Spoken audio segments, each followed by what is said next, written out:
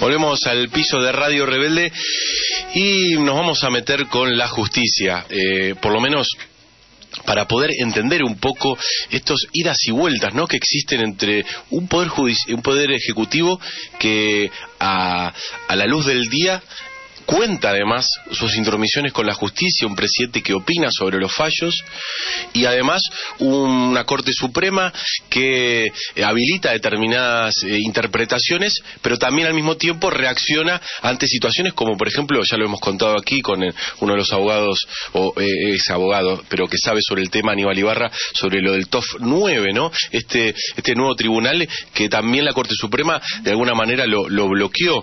Y para hablar de esto vamos a hablar con alguien que sabe mucho el tema, un especialista. Ustedes ya lo conocen, Julio Mayer, profesor emérito de la UBA, ex juez penal y ex presidente del Tribunal de Justicia de la Ciudad de Buenos Aires.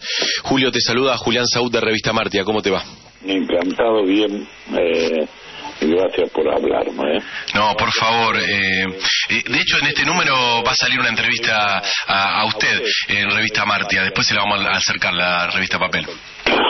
Bueno, perfecto. Pero ahora, yendo concretamente a esta situación de la justicia, me gustaría que podamos entrar, por ejemplo, con esto, no sé si usted leyó Los Trascendidos, mismo Clarín lo publicó, la idea de que Arribas se entrevista con los jueces y aprieta a los jueces. Esto me lo comunicó un periodista en forma telefónica, como actualmente estamos hablando. Me pidió mi opinión sobre esto y yo ya la vi, no sé si fue ayer o anteayer a la mañana. A mí me parece un total exceso por parte del Poder Ejecutivo Nacional y quizá una muestra de cómo el Poder Ejecutivo Nacional estima que el Poder Judicial, mejor dicho, los tribunales del Poder Judicial son una especie de oficina administrativa, digamos, de la Administración General que el gobierno dirige, ¿no es cierto? Y no como le dicen a algunos, yo no creo que sea así, otro poder del Estado. Es decir, la independencia externa, como se le llama normalmente a esto, es porque el Poder Ejecutivo, y lo dice nuestra Constitución a la letra, impidiéndole al Poder Ejecutivo el inmiscuirse en las causas concretas del Poder Judicial, que no debe tener injerencia alguna en la forma en que los jueces deciden los conflictos que ante ellos son llevados, ¿no? Julio, esto es una verdadera violación de esa regla, ¿no? Pero puedo hacer una pregunta indiscreta, digo, para poder dudar un poco, ¿no? Porque no creo que sea la primera vez que hay una intención, no lo sé, o por lo menos usted de Neme. No es la primera vez. Digo, no es este gobierno, digo, pero porque es una vez muy clara, digamos, es una situación muy clara, por dos razones. La primera, porque lo saca un diario que normalmente defiende al gobierno, es decir, no solo defiende, sino que lo ampara.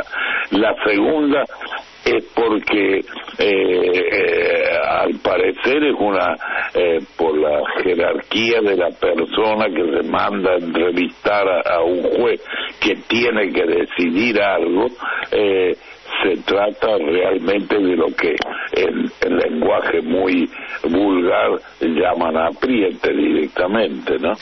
Y con respecto a la creación de estos tribunales como el TOF 9, que recientemente la Corte Suprema le dio un revés a esta creación, ¿usted cómo lo considera? ¿Es algo normal que se genera a través del Consejo de la Magistratura este tipo de tribunales? Es la primera vez que vemos que el Poder Ejecutivo se arroga el derecho de designar jueces por decreto. ¿Qué significa designar jueces por decreto? Es darles una determinada competencia para decidir ciertos asuntos directamente. Sí. Y esto es lo que ha hecho no solo ahora con el Tribunal 9, sino desde el caso Maíquez, ¿no? Que en el cual también lo trasladó de un tribunal a otro. Es más o menos lo mismo. Piénsese usted mismo como ganador de una elección o de alguna manera puesto ayer en el Poder Ejecutivo, eligiendo los jueces y trasladándolo a los tribunales que a usted le convienen por ciertas razones, ¿no es cierto?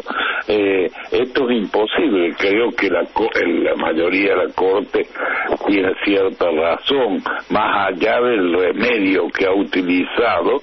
Él lo mismo tiene cierta razón, porque el hecho de crear tribunales con ciertas competencias o trasladar competencias y trasladar a jueces allí sin que se realicen todas las reglas que para el nombramiento de jueces y la atribución de competencias judiciales tiene la Constitución Nacional es una cosa gravísima directamente.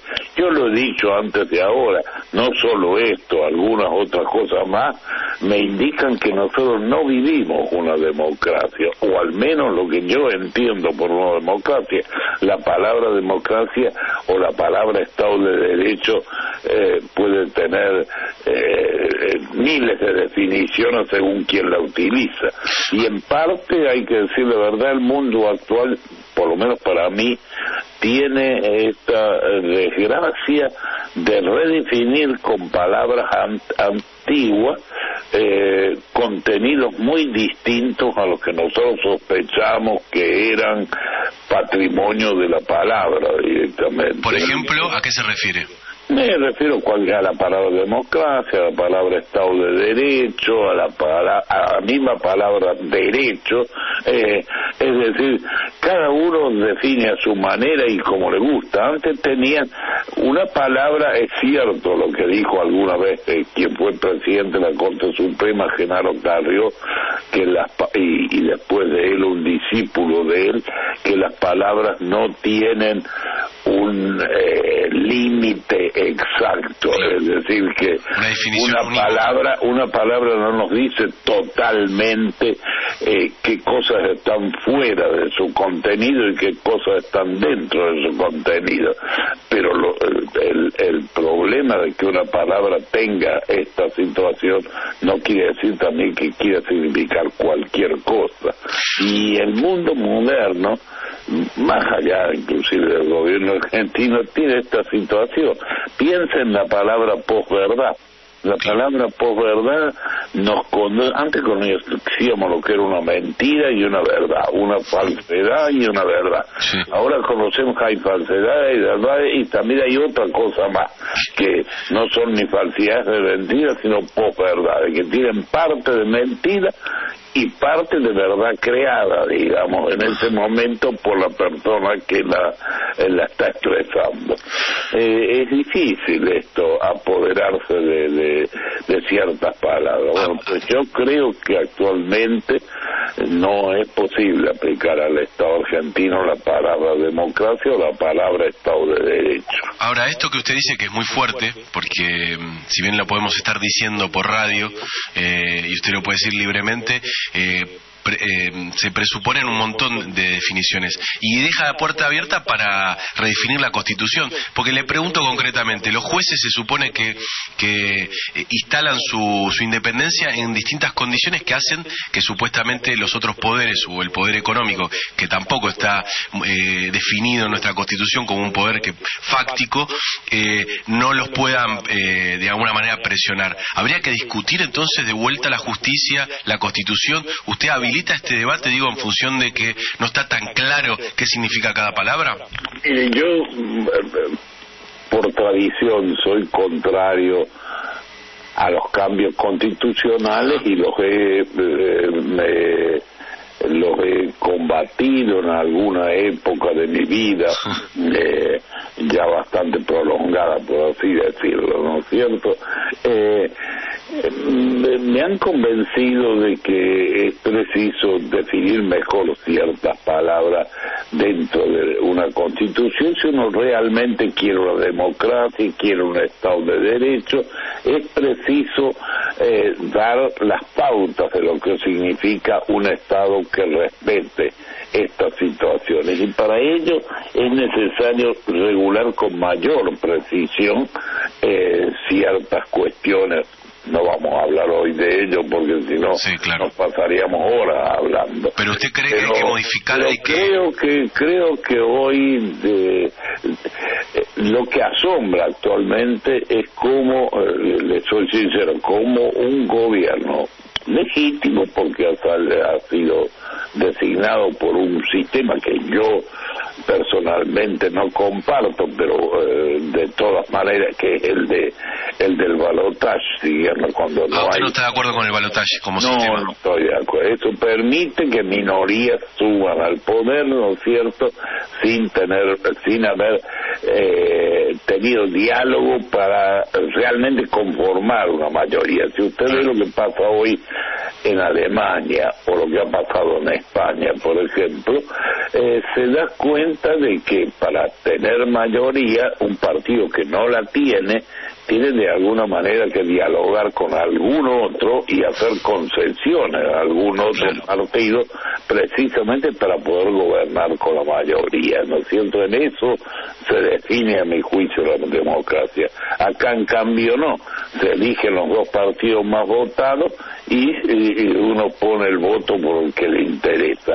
Resultado, el que asume el mayor votado después de ese balotaje, lo que no quiere decir que todos compartan, que tenga una mayoría real que comparte su posición frente al mundo o frente a la sociedad. Yo prefiero el régimen parlamentario. Yo prefiero que cuando un gobierno pierde parlamentariamente la mayoría, lamentablemente tiene que cesar y tiene que formarse una nueva mayoría, que es lo que pasó con la señora Merkel en Alemania, más allá de que a mí me guste o no me guste, que tuvo que empezar a dialogar con diferentes partidos para poder formar una mayoría y, por supuesto, hacerles concesiones a estos partidos. Hacerles concesiones, por ejemplo, qué sé yo, no tocar la educación tal como es.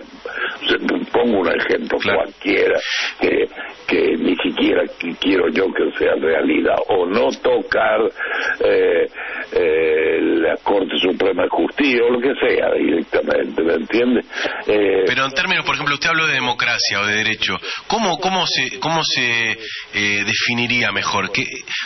Concretamente, por ejemplo, si usted quiere ir al debate sobre qué es derecho, qué es Estado de Derecho, digo, ¿cómo le pondría un límite a un gobierno neoliberal como el que tenemos en este momento, con una constitución que pueda... Bueno, lo que ha demostrado estos 2 años y pico que lleva este gobierno es que es increíble que un gobierno que no tiene mayoría parlamentaria, sin embargo, puede imponer por cualquier método, por ejemplo, nombrando jueces por decreto, puede imponer por cualquier método sus ideas, aunque no posea la mayoría parlamentaria.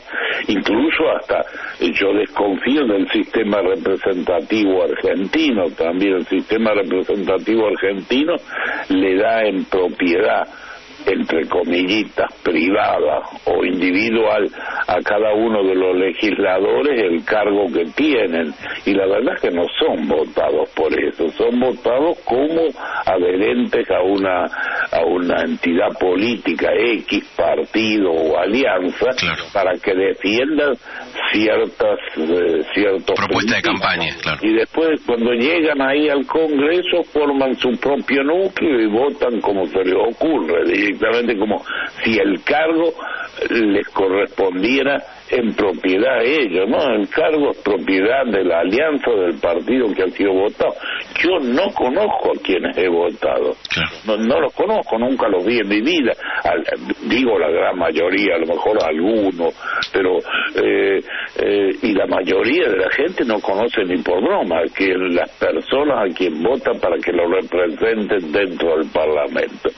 Resultado de esto es que el Parlamento ha perdido toda consideración. Nosotros no somos una democracia parlamentaria, en el sentido que el Parlamento no tiene el peso que debería tener dentro de una democracia. Salida interesante para dar el debate sobre la democracia. Y para terminar, no nos molestamos más, tiene que ver con la situación, volver a la situación precisamente de la justicia. Hay un hecho que es novedoso, digo, para los que nacimos en democracia, o por lo menos los que venimos, los más jóvenes, que tiene que ver con los presos políticos en términos de una posición política y ser perseguidos por distintos tipos de razones que día a día van cayendo, ¿no? Amado Vudú salió en libertad, la causa por la cual lo desaforaron a Devido cayó porque el testigo robó el texto del Rincón del Vago, digo, niveles, la verdad, ridículos. Lo que pasó con Cristóbal López, digo, yo mezclo todo porque de alguna manera tiene que ver con una línea propicia por el gobierno para encarcelar. ¿Esto a usted le parece que va a tener un desenlace hacia la justicia? ¿Y cómo cree que va a ser ese desenlace? ¿La justicia va a quedar herida en el sentido de lo que ha actuado con esta doctrina Irursum?